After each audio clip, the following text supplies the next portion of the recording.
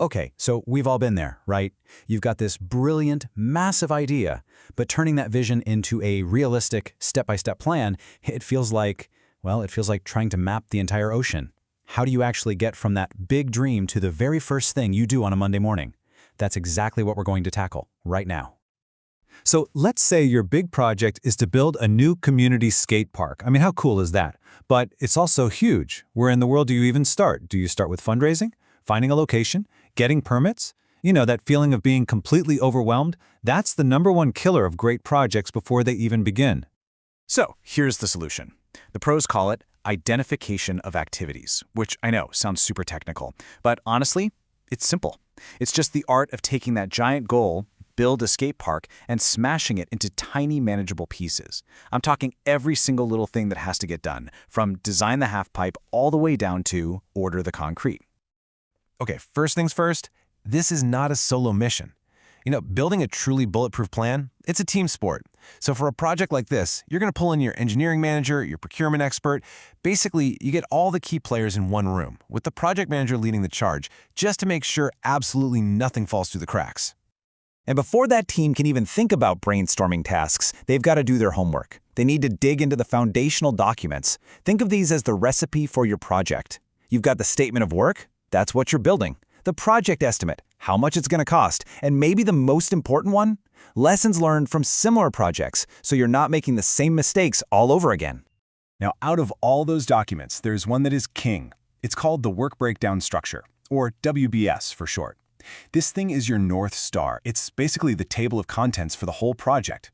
So if Build a Skate Park is the book, the WBS gives you the chapters. Site prep, concrete work, landscaping. And here's the rule. Every single task, every activity you come up with has to link back to one of those chapters. No exceptions. All right, so we've got the team, we've got the documents. Now we get to the real meat of it, defining what an activity even is. Think about it this way. A good activity is like a perfect, super clear instruction for someone on your team. It leaves zero room for confusion. So according to a leading project management framework, a proper activity has to have 5 key things. It's like a checklist. Number 1, a unique ID, just for tracking. 2, an estimate for how long it'll take. 3, a calendar, so you know when it can be worked on. 4, logic ties. That's just linking it to what comes before and after. And finally, number 5, and this is a big one, a really descriptive title. And that title, man, it is everything. The name of the game here is clarity. We're talking absolute, undeniable clarity. Because a vague task, that's just a recipe for disaster, delays, going over budget, you name it. When someone looks at that activity, they need to know exactly what they're supposed to do, no questions asked. Okay, look at this. This is a perfect example. On one side, you have pave west half. What does that even mean? Your half and my half could be completely different. But look at the other side. Pave west 40 LF. That's 40 linear feet. Boom, crystal clear.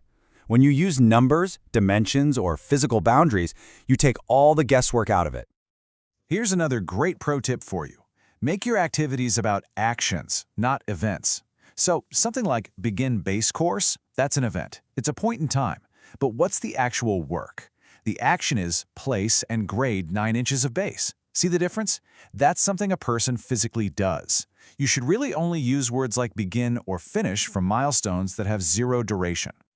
Okay, so this brings up a really good question, right? How detailed do you need to get? Are we talking an activity for every single screw? Or can you kind of lump things together? And the answer, maybe unsurprisingly, is it totally depends on the project. It's all about a trade-off. Think about it. If you've got a super high-risk, expensive, complex project, yeah, you're going to want a ton of detail for control. But a shorter, simpler project? Probably less. Because remember, more detail helps you manage everything, but it also costs you time and money just to keep the plan updated. It's all about finding that sweet spot. All right, want to hear a real pro move? For really long, complicated projects, planners sometimes use a technique called rolling wave planning. The idea is you plan out the next, say, 3 months in painstaking detail, but the stuff that's a year away, you just keep that at a high summary level. Then, as you get closer, you roll the detailed planning forward. It's an incredibly powerful way to manage massive projects, but yeah, it's definitely an advanced technique. Okay, we're almost there. There's one last absolutely critical step you have to do before anyone starts any work. Once you have that full list of activities, you've got to get the team back together and review the whole thing.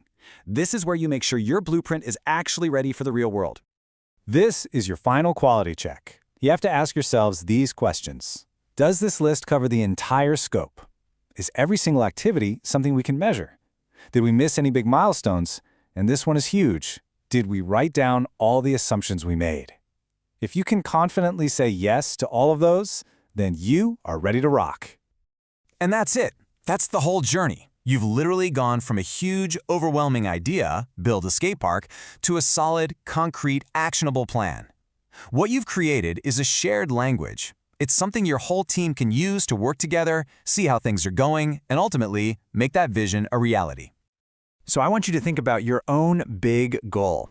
You know, that one project that feels totally impossible right now. That big goal, that's your scope. So based on everything we just went over, what's the very first super clear, actionable thing you need to do?